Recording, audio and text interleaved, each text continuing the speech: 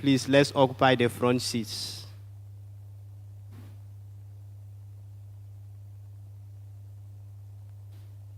God bless you.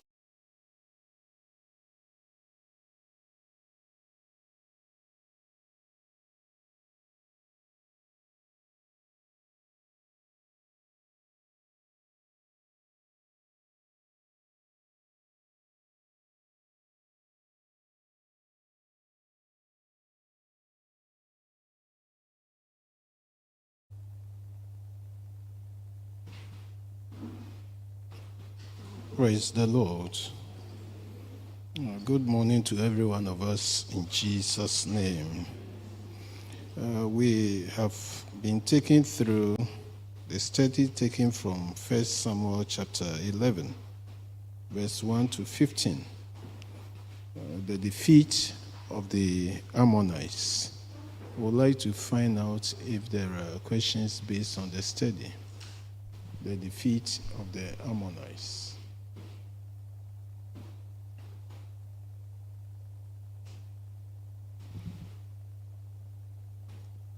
Okay.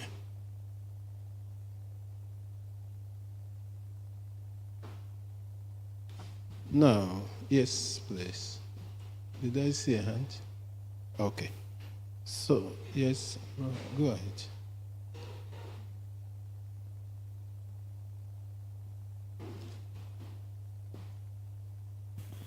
Please, thank you for the opportunity. My question is from the messenger who sent the message to the people. He told them that tomorrow they shall find help. He didn't tell them that they were coming to fight with them. So they also prepared their mind that they were going to torture them. It was a form of lie, but in the course of the study, it was not commented on. So I want to find out. Okay. So, you took the text from verse 10 of our study. 1 Samuel chapter 11, verse 10. Let me read verse 9, then we'll go to verse 10. Verse 9. And they said unto the messengers that came, Thus shall ye say unto the men of Jabesh Gilead, tomorrow, by that time the sun be hot, by midday ye shall have help. And the messengers came and showed it unto the men of Jabesh, and they were glad. Verse 10, Therefore the men of Jabesh said, Tomorrow we will come unto you. This time they are talking to the Ammonites. So verse 9, Saul sent a message through messengers, and they came to Jabesh Gilead, and they told them, Tomorrow by noon, by midday, you will have help. And then they, receiving that message, now sent messengers to the Nahash and his army, or the Ammonites. Verse 10.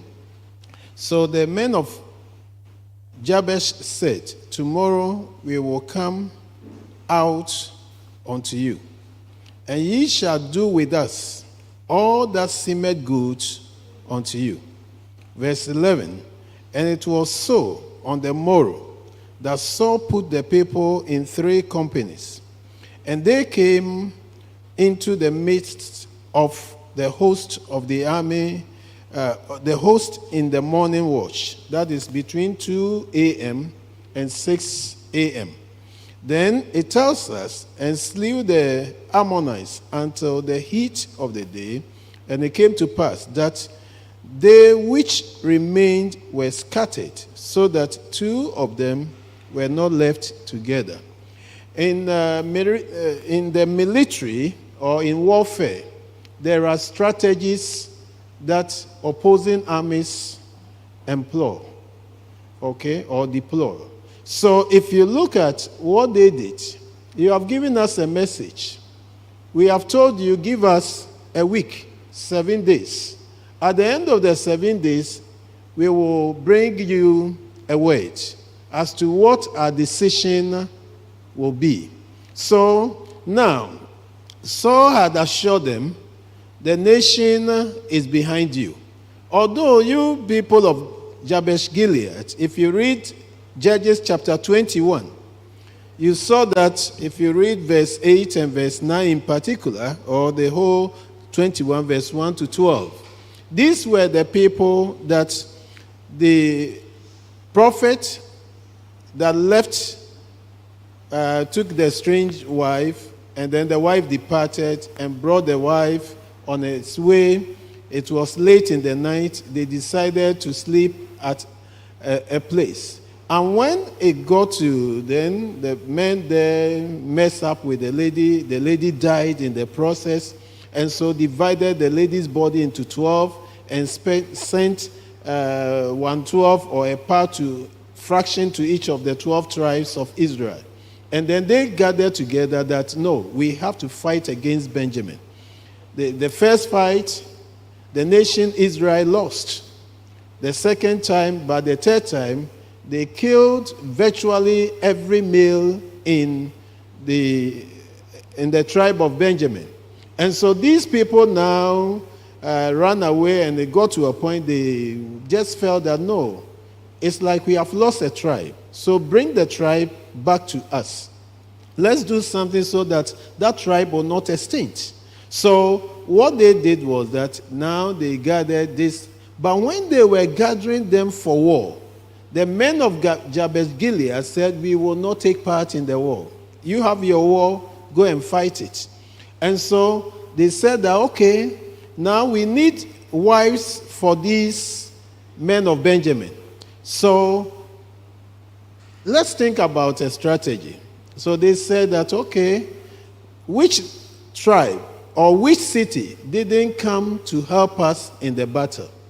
And if you read Judges chapter 5, verse 23, it says, "Cursed be Merus," because he didn't even offer help. So in the mind of those people, they said, "Cursed be Jabesh Gilead." So at the end of the day, they killed virtually every male in Jabesh Gilead, even including women that had known men.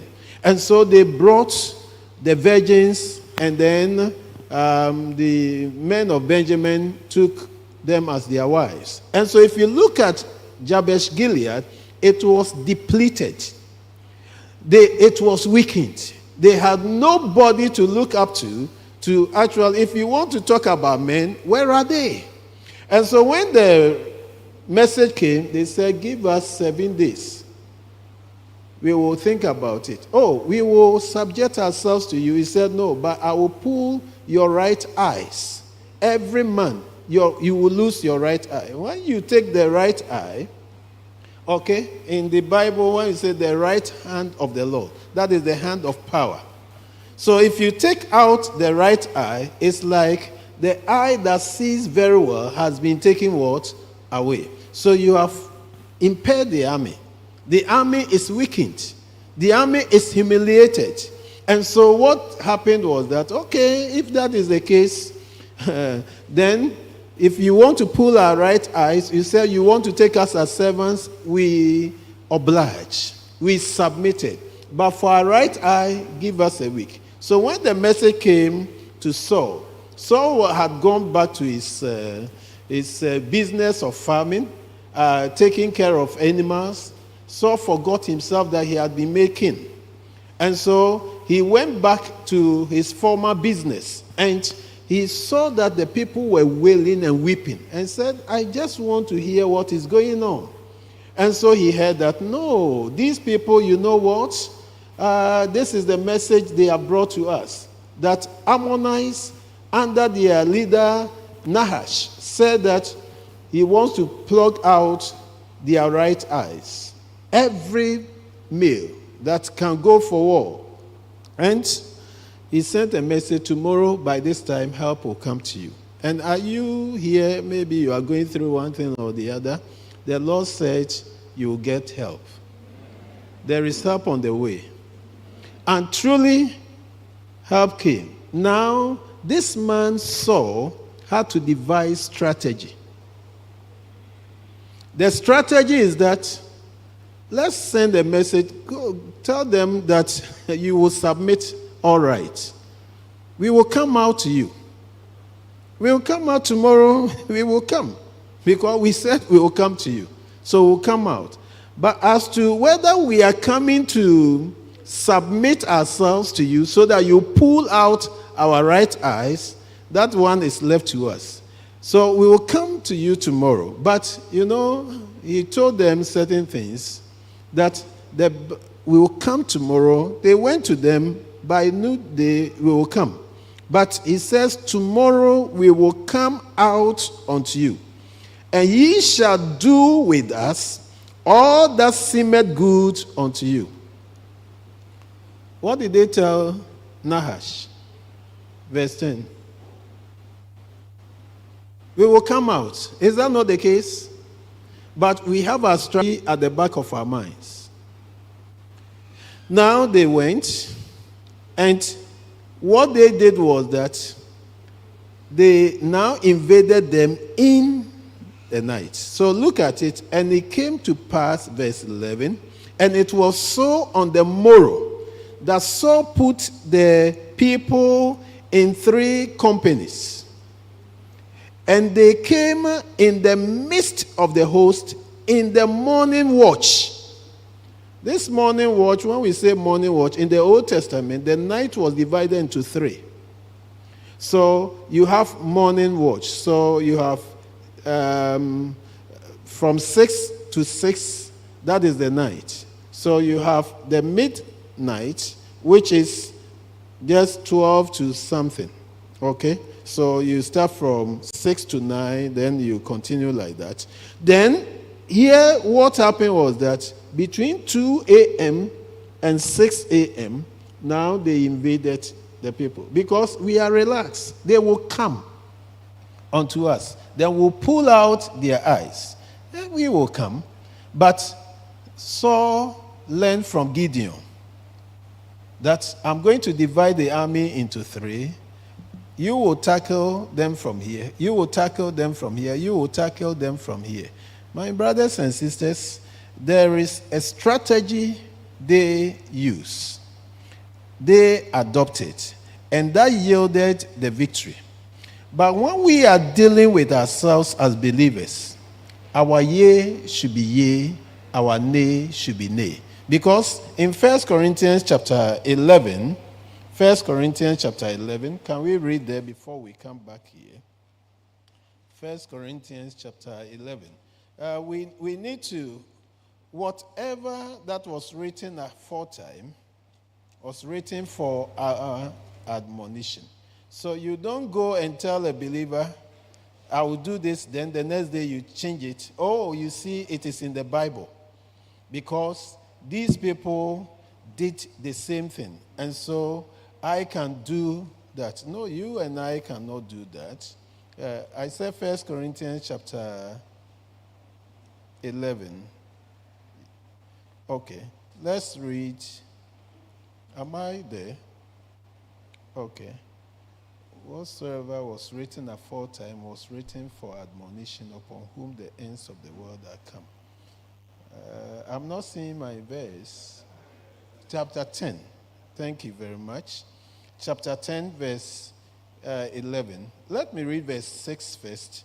Now these things were our examples. Then it tells us, to the intent we should not lust after evil things, as they also lusted. I will jump all the way to verse 11. It says, now all these things happened unto them for examples, and they are written for our admonition, upon whom the ends of the world are come. So if there is a practice in the Old Testament that you come here, like hate your enemy, eye for an eye, tooth for a tooth. But Jesus said, I say unto you. This is what they said in Matthew chapter 5, chapter 6, chapter 7, and you read chapter 5 in particular from verse 39 down. Then they said this, but I say unto you. And Paul in Romans chapter 12 and 13 were telling us that we need to actually pray for our enemies and do good unto them that actually hate us. So you cannot, there are certain things, it's a principle. What is the principle in here that I can learn? But not, the practice might not be good. So you don't follow the practice. But there is a principle I can get out of it from there, because even your enemy, in 1 Peter chapter 5, verse 8, he comes in as what? Oh, my brethren. 5 verse 8. Be sober, be vigilant, because your adversary, the devil, as a roaring lion, walketh about, seeking whom he may devour. Okay, so somebody said, if the devil comes in like a roaring lion and you get to know his tricks, then the next time he come in as a serpent. He sneaked in. And that is our, and normally if we are not careful, he gets us at our unguided moments. That is when he comes in. So here there is a strategy. What can we do to actually get this done? What is the strategy? The strategy he used, because it's actually, he told them, he deceived them. The people told them, we will come. And they were expecting them at daytime. You don't come in the night to visit us, 2 a.m. to 6 a.m. No, no, no. You will come in the morning so that we look at your faces. But they decided to devise a strategy, and the strategy eventually worked for them. My brother, is that clear?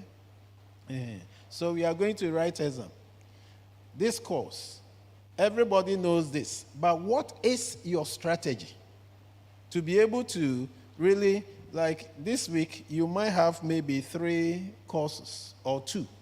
Next week, you have some courses packed there. And this week, you are writing the paper on Tuesday, Wednesday, you are done for the week. Next week, you are back to back like that. You have to go and study some of next week's courses and weigh the courses. There are some courses, they are all courses. They might be all 3 credit hour courses.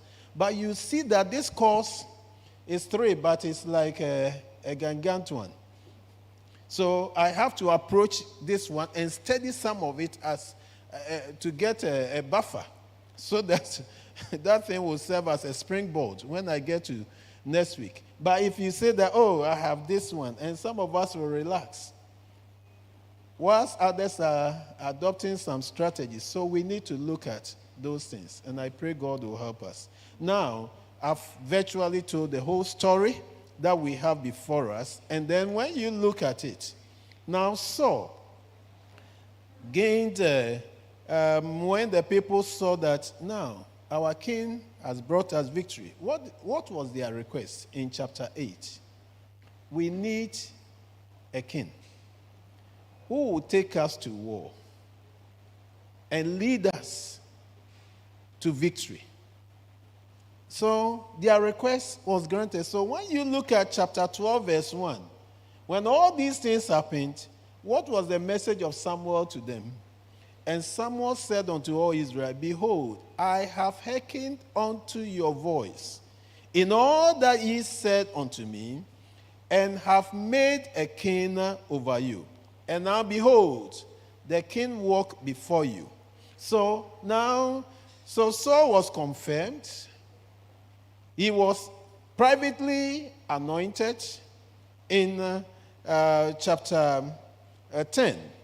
If you read verse 24, privately anointed. But publicly here, in this chapter 11, was actually brought to the scene. And so when you look at all the things that happened, now, after the war, the men that went with Saul, you know, in chapter 10, verse 26, Saul had his friends, his loyals. Then in verse 27, he had his enemies. Verse 26 of chapter 10, and Saul also went home to Gibeah, and there went with him a band of men whose hearts God had touched. God had touched. Then, if you look at verse 27, but the children of Belial, the worthless men, said, how shall this man save us? And they despised him and brought him no presents, but he held his peace. Let's go to chapter 11. After the victory. Verse 12. Now, and the people said unto Samuel, who is he that said, shall Saul reign over us? Bring the men, that we may put them to death. But look at verse 13. And Saul said, there shall not a man be put to death this day. For today the Lord has wrought salvation in Israel. We don't have to retaliate. You know, when we get authority, we get to positions, don't use your position, your authority as a way of revenge. Saul said, I cannot do that. And he attributed the victory to God. He said over here, for today the Lord has wrought salvation in Israel. The Lord, it's not Saul. You look at me, because how did I even do it? Number one, God gave me the authority. Verse 5. And behold, Saul came after the head out of the field. And Saul said, what aileth the people that they weep? And they told him the tidings of the men of Jabesh. Verse 6, and the Spirit of God did what? Came upon Saul when he heard those tidings, and holy indignation was stirred up greatly in him. The Spirit of God came upon him. Who gave him the wisdom to devise those strategies? It was God. And so if you go through, I don't want to take much time today, but if you go through, you see that Saul's wisdom, Saul's power, everything came from God. No wonder he gave God the glory. My brothers and sisters, we need to always give God the glory. After the victory, give God the glory. And we should be more humble after the victory than before the victory. And that is something that a lot of people lack. Saul manifested that at the early part, the onset of his reign. But getting to the latter part, pride came in. When pride comes in, it dethrones God. It takes God out of the equation, out of the picture. And then things begin to deteriorate, go down the drain. You wrote the first paper. I massacred it. I butchered the paper from head to toe. And you know what? So when you do that, your second paper, you go in and say, it's like hard as a rock. Adamant stone. Simple thing, you are thinking through. How? Did you give God the glory?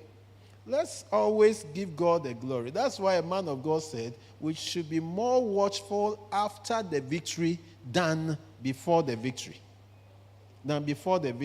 Because when exaltation comes in, when victory comes in, if you are not careful, you open the door for pride to enter. And the moment pride comes in and raises its ugly head, you are gone.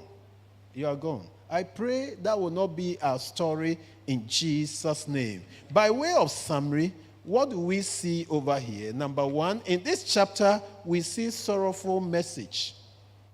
Verse 1 to verse 4, the world is still looking for. They bow. The Israelites have been told, don't bow to the enemy.